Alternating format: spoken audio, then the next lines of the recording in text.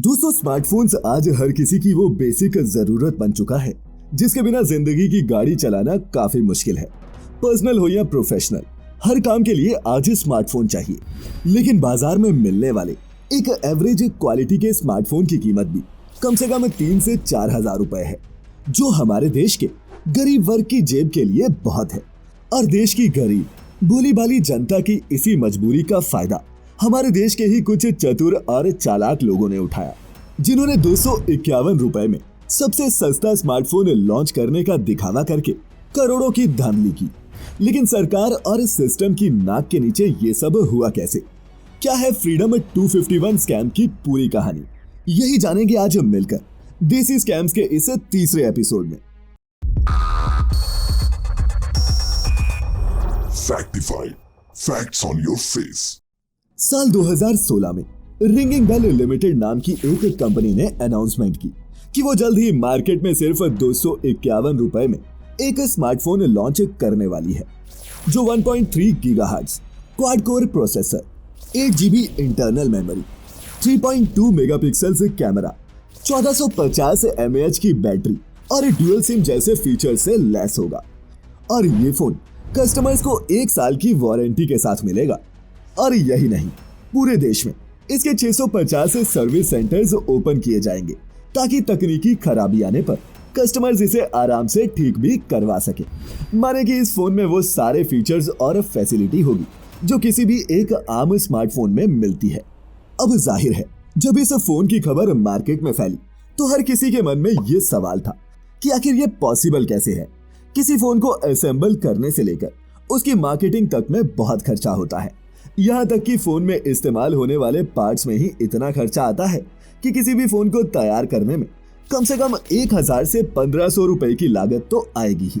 ऐसे में किसी भी तरीके से एक स्मार्टफोन की कीमत सिर्फ 251 रुपए होना इम्पॉसिबल था। इस लॉन्च के बारे में सुनने के बाद कई लोगों ने तो इसे फ्रॉड समझकर अनदेखा कर दिया। वहीं कई लोगों ने इस फोन में अपना पैसा लगा दिया, ये सोचकर कि सिर्फ 250 ही तो रुपए हैं। वहीं गरीब लोगों के लिए तो ये ऑफर किसी जैकपॉट जैसा था।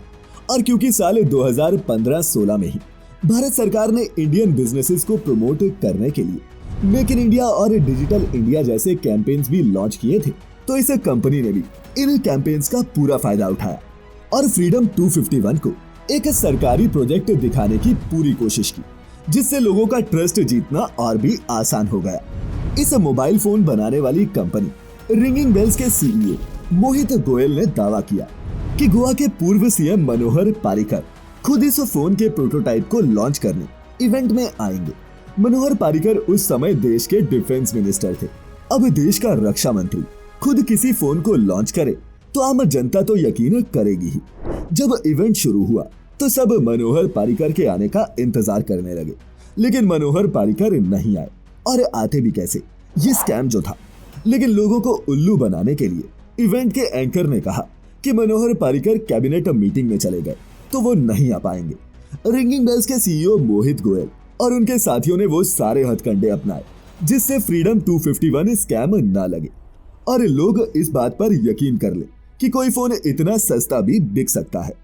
लेकिन ये इतना आसान नहीं था और रिंगिंग बेल्स की मैनेजमेंट ये जानती थी कि सिर्फ किसी मंत्री के लॉन्च इवेंट में आने की अफवाह से लोग उन पर यकीन नहीं करेंगे। इवेंट में मीडिया और क्रिटिक्स उनसे ये सवाल तो जरूर करेंगे कि वो इतने सारे फीचर सिर्फ 251 रुपए में कैसे दे सकते हैं। तो इन सवालों से बचने के लिए भी इस कंपनी ने पहले से ही अपना प्लान तैयार रखा था। और फिर जब इनसे पूछा गया कि वो फोन की मैन्युफैक्चरिंग के लिए पैसा कहां से लाएंगे और इतने सस्ते में फोन कैसे तैयार करेंगे, तो कंपनी का कहना था कि उनके पास इस प्रोडक्ट पर इन्वेस्ट करने के लिए कुछ अच्छे इन्वेस्टर्स हैं और साथ ही वो और फंड जुटाने के लिए डेट और इक्विटी का इस्तेमाल करेंगे। वहीं इसके अलावा वो फोन में कुछ ऐसी एप्स को इनबिल्ट रखेंगे जिसके लिए वो ऐप कंपनी से कमीशन लेंगे। पैसा कमाने के लिए ये तरीका बहुत सारी कंपनीज अपनाती हैं, पर इससे इतना पैसा नहीं मिलता कि कोई कंपनी अपनी मैन्युफैक्चरिंग कॉस्ट को कवर कर सके। यही नहीं, कंपनी ने ये भी कहा कि इस फोन को लॉन्च करने वाले मोहित गोयल का बहुत बड़ा एग्रो कमोडिटी बिजनेस है जिसका पैसा वो इसमें लगाएंगे। जबकि बाद में पता चला कि फोन के प्रमोटर का ऐसा कोई बिजनेस है ही नहीं। बस यूपी के शामली डिस्ट्रिक्ट में एक छोटी सी किराने की दुकान है। पर चूंकि मोहित गोयल के बारे में गूगल पर कोई खास जानकारी नहीं थी, तो लोगों के सामने ये सच्चाई आने में भी टाइम लगा। मोहित गोयल जानता था कि उसका ये स्कैम कभी भी सामने आ सकता है, इसीलिए उन्होंने फोन की मैन्युफैक्चरिंग से पहले ही फोन की प्री बुकिंग शुरू करवा दी, जिसमें कैश ऑन डिलीवरी का ऑप्शन था ही नहीं। लेकिन फोन इतना सस्ता था कि लोगों ने भी सोचा कि 250 रुपए की ही तो बात है, देकर देख लेते हैं। और इस तरह प्री बुकिंग से ही कंपनी ने 145 करोड़ रुपए जमा कर लिए। सस्ता होने की वजह से देश के लाखों लोगों ने इसकी प्री बुकिंग करवाई, जिसके ओवरलोड से कंपनी की वेबसाइट क्रैश हो गई और वो आगे की प्री बुकिंग नहीं ले पाए। प्री बुकिंग तो हो गई, अब सवाल था कि डिलीवरी कब होगी। तो कंपनी ने लोगों से वादा किया कि जल्दी फोन की डिलीवरी करवा दी जाएगी, लेकिन टाइम पर कस्टमर्स को डिलीवरी नहीं मिली और डिलीवरी की डेट एक्सटेंड होती चली गई, जिस पर कंपनी का कहना था कि सरकार उन्हें 50,000 करोड़ रुपए इस प्रोजेक्ट के लिए देने वाली थी, जो उन्होंने नहीं दिए और इस वजह से फोन की मैन्युफैक्चरिंग टाइम पर पूरी नहीं हो पाई। लेकिन हैरानी की बात है कि कंपनी ने अपने लॉन्च इवेंट में सरकार से पैसे लेने की कोई बात नहीं कही थी।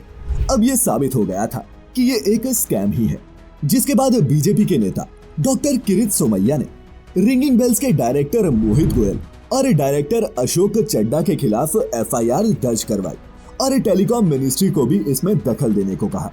किरीट सोमैया ने इस स्कैम को अपनी शिकायत में एक पॉन्जी स्कीम से कंपेयर किया।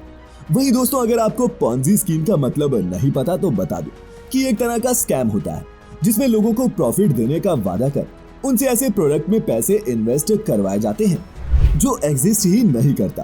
तहकीकात शुरू हुई तो ये स्कैम भी परत दर परत खुलता चला गया और पता चला कि लॉन्च इवेंट में फोन का जो प्रोटोटाइप कंपनी ने दिखाया था वो असल में एक चाइनीज फोन था, जिसके लोगों को व्हाइटनर से छिपाया गया था और फोन में नजर आ रहे आइकॉन्स एप्पल के स्क्रीनशॉट्स थे। लेकिन तब तक फ्रीडम 251 के नाम पर कंपनी अब तक 200 करोड़ का फ्रॉड करने में कामयाब हो चुकी थी और जब मामला अखबारों में आया तो लोगों ने कंपनी के खिलाफ डिलीवरी ना होने की शिकायत की। कंपनी ने अपने कस्टमर से कहा कि वो प्री बुकिंग करने वाले कस्टमर्स का पैसा वापस कर देगी और वो इस प्रोजेक्ट को आगे नहीं बढ़ा पाएंगे क्योंकि उनकी कंपनी के खिलाफ गलत माहौल तैयार किया जा रहा है। लेकिन दोस्तों, अगर ये कंपनी पैसा वापस कर देती तो इतना सब कुछ करने का फायदा ही क्या होता। कंपनी ने कोई पैसा वापस नहीं किया और ज्यादातर कस्टमर्स ने छोटी रकम समझकर ज्यादा जोर भी नहीं दिया। रिंगिंग बेल्स कंपनी को चलाने वाले मोहित गोयल और उसके साथियों को लगा कि वो आसानी से इस स्कैम से निकल जाएंगे, लेकिन अब ये केस सरकार के पास जा चुका था और एक टेलीकॉम मिनिस्ट्री इसमें इन्वॉल्व हो चुकी थी। कंपनी की पोल पट्टी खुलने लगी तो रिंगिंग बेल्स की पेमेंट गेटवे फैसिलिटेटर पेयूबिज ने भी केस सॉल्व होने तक पेमेंट्स होल्ड कर दी। अब पूरा स्कैम एक्सपोज हो चुका था और साल 2017 में मोहित गोयल को अरेस्ट कर लिया गया, जिन्होंने सिर्फ लोगों को ही नहीं अपने डिस्ट्रीब्यूटर्स को भी ठगा था। रिंगिंग बेल्स ने कस्टमर सपोर्ट और प्री बुकिंग के लिए साई फ्यूचर नाम के एक कॉल सेंटर को कॉन्ट्रैक्ट दिया था, जिसके पैसे भी कंपनी ने नहीं दिए थे और इस कंपनी ने भी रिंगिंग बेल्स और मोहित गोयल पर केस ठोक दिया। पर अच्छा तो ये हुआ कि वक्त रहते ऐसा स्कैम एक्सपोज हो गया, वरना ये 200 करोड़ का फ्रॉड कब 1000 करोड़ का हो जाता पता ही नहीं चलता। इसीलिए तो दोस्तों, मैं आपसे हमेशा कहता हूँ कि आंख मूंद कर किसी पर भी यकीन मत करो और ऐसी पॉन्जी स्कीम से खुद भी बचो और अपने आसपास वाले लोगों को भी बचाओ। खैर, देसी स्कैम्स के आज के इस एपिसोड में फिलहाल इतना ही। और दोस्तों, नीचे कमेंट करके आप हमें किसी ऐसे स्कैम के बारे में बता सकते हैं जो आपके साथ हुआ हो और जिसे हम अपनी सीरीज में कवर भी कर सके। तो फिर मिलेंगे ऐसी ही एक और इंफॉर्मेटिव लेकिन मजेदार वीडियो में। तब तक अपना अपने चाहने वालों का ख्याल रखें, खुश रहें और वीडियो पूरी देखने के लिए आपका बहुत बहुत शुक्रिया।